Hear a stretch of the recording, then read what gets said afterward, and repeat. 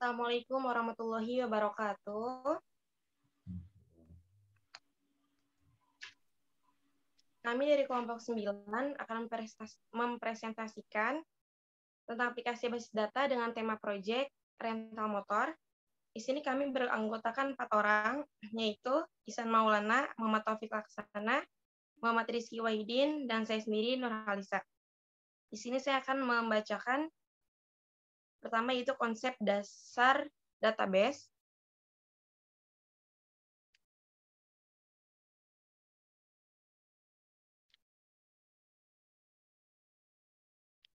Basis data database dapat dibayangkan sebagai sebuah lemari arsip jika kita memiliki sebuah lemari arsip dan berwenang untuk mengelolanya atau kumpulan informasi yang terorganisasi dan disajikan untuk tujuan khusus. Prinsip utama pada basis data adalah pengaturan data atau arsip, sedangkan tujuan utamanya adalah kemudahan dan kecepatan dalam pengambilan data atau arsip, sedangkan sistem basis data merupakan perpaduan antara basis data dan sistem manajemen basis data, yaitu DBMS.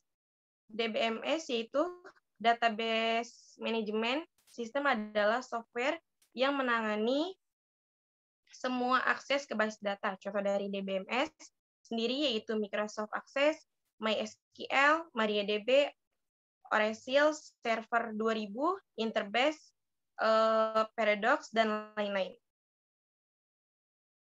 Lalu selanjutnya di sini ada komponen basis data, bisa ditampilkan. Komponen basis data sendiri di dalam basis data ada 4 yang mendominasi, yaitu data, user, software, dan hardware.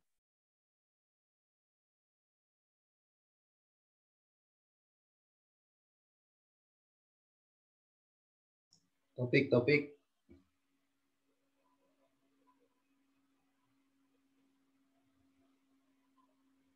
Selanjutnya akan dijelaskan oleh Saudara Muhammad Taufik Laksana. Topik.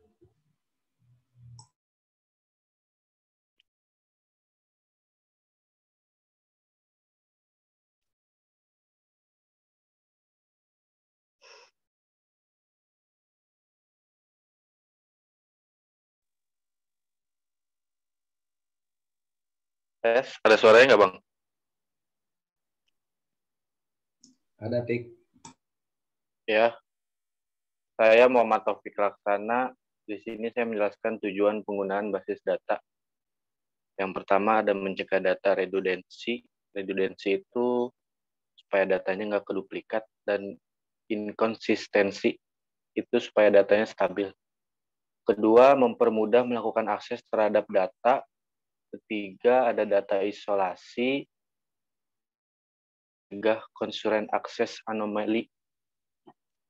Keempat, masalah keamanan data. 5, masalah integritas. Slide selanjutnya.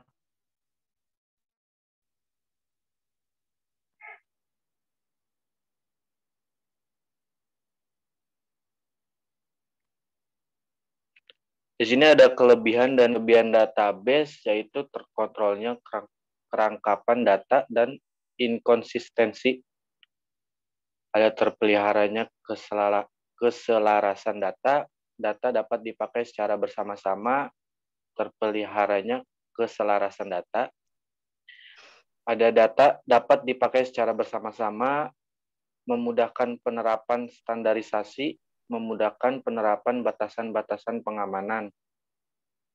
Kemudian terpeliharanya integritas data, terpeliharanya keseimbangan atas, perbedaan kebutuhan data dari setiap aplikasi, program, dan data independen. Kemudian kekurangannya adalah mahal dalam implementasinya, rumit atau kompleks, penanganan proses recovery, dan backup sulit. Kerusakan pada sistem basis data dapat mempengaruhi departemen yang terkait sumber. Kemudian akan dilanjutkan oleh Saudara Jidan.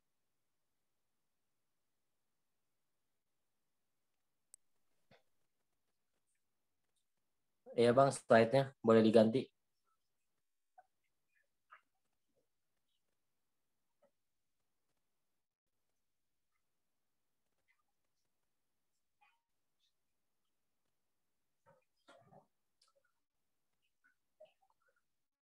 Iya, di sini saya Muhammad Rizky Wahyudin akan menjelaskan tentang analisis database rental motor.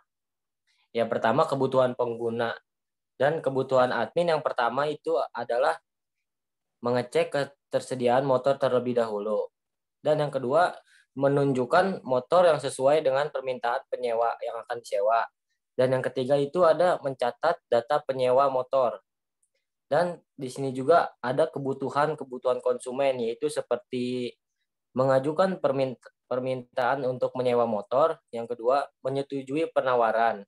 Dan yang ketiga, membawa pergi motor selama jangka waktu yang telah disepakati. Dan yang keempat, mengembalikan motor dan membayar biaya sewanya. Dan di sini ada juga ya kebutuhan fungsional. Contohnya halaman login dan halaman add motor dan halaman pinjam motor, ada halaman pengembalian motor dan halaman add user. Kebutuhan non fungsionalnya yaitu ada aplikasi harus mampu melakukan verifikasi terlebih dahulu saat pengguna ingin masuk ke sistem. Hanya yang sudah terdaftar yang bisa masuk ke dalam sistem tersebut. Nanti slide-nya, Bang.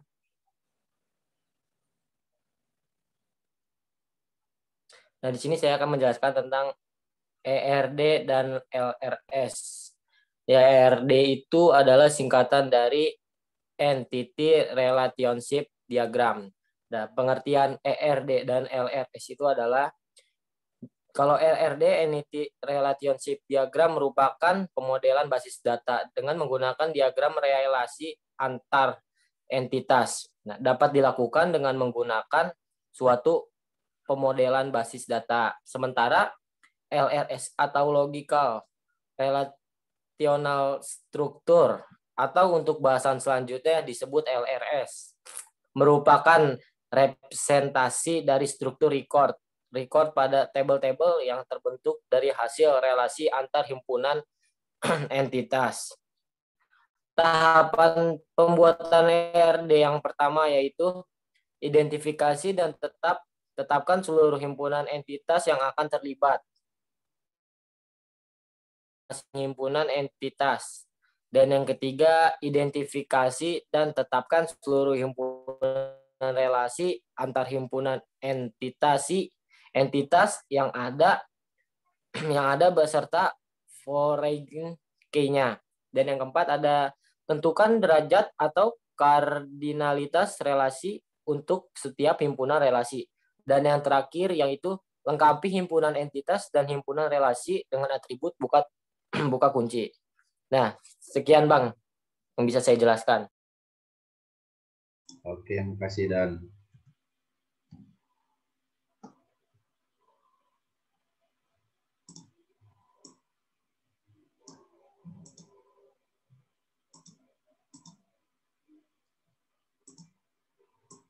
Ya, di sini saya Iksan Maulana. Ada suaranya kan, Dan?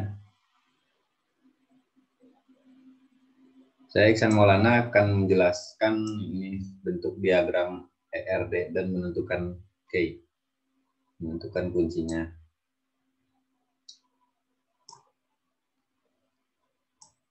Yang pertama saya akan menjelaskan ERD dulu ya sebelum LRS. Pertama saya membuat konsumen, ini tabel konsumen dan ini atributnya. Ada jadi konsumen, nama, email, nomor telepon, password, dan alamat. Primary key-nya saya simpan di ID konsumen agar tidak bisa duplikat. Yang kedua yaitu tabel ini peminjaman. Atributnya tanggal ID konsumen, tanggal kembali, status, tanggal pinjam, jumlah motor, dan ID pinjam. Dan ID motor nih. dan tabel motor, yaitu ID motor, kondisi, plat nomor, dan merek motor itu sendiri. Katalog motornya ini, tabel katalog motor hanya 2 atribut, ID katalog sama nama katalognya. Jadi berisinya ini tentang si motor itu sendiri, produk motornya apa aja, sama kategori motornya. Dan tidak lupa kalau misalkan dari rental atau semacam peminjaman kayak gitu ya pasti ada namanya denda, status, ID motor, tanggal pengembalian dan lain-lain.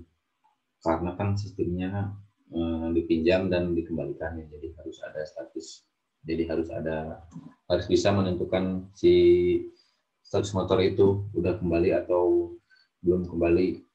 Jadi kalau misalkan ada yang menyewa, kita sudah tahu si motor itu statusnya lagi dipinjam atau statusnya atau lagi belum dipinjam.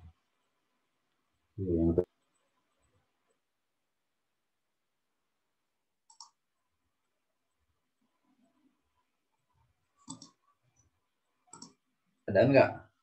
Wik. Tadi sempat ke ini ya? Ada Bang. Ada Bang. Berarti dari ulang dong? Enggak, ini udah record. Lanjut Bang. Kalau LRS-nya ini sendiri, ini seperti ini. Ada tabel detail pinjam, ada ID pinjam, ID motor, tanggal pengembalian, denda. Oh, ini saya salah nulis. Ini status motor ya, harusnya bukan status mobil. Kedua ada tabel motor sendiri, ID motor, ID katalog, merek, plat nomor, sama kondisi. Kenapa pakai plat nomor? Karena identitas motor itu sendiri. Ketiga ada tabel peminjam, cuman hanya ada 2 atribut, ID katalog sama nama katalog. Ada tabel peminjam, ID konsumen, tanggal pinjam, tanggal kembali, status motor ini. Jadi yang sudah saya jelaskan tadi, si status motor ini sedang dipinjam atau sedang tidak dipinjam. Dan ada jumlah motornya untuk mengetahui. Jadi si jumlah motor itu yang tersedia di perusahaan itu ada berapa. Sama tabel konsumen, ID konsumen, nama, nomor telepon seperti biasa, alamat, email, sama password. Ini password ya, biar kalau dia sudah terdaftar dia udah ada passwordnya. Jadi kalau login nggak sembarangan orang. Jadi gitu aja sih dari saya. Terima kasih untuk ininya. Slide-nya saya lanjutkan lagi kepada Ica.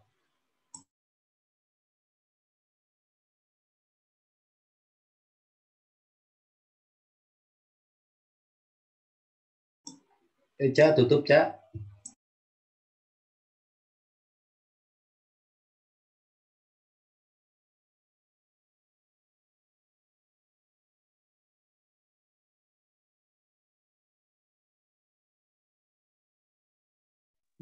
Mic-nya Ca masih di unmute. Lupa.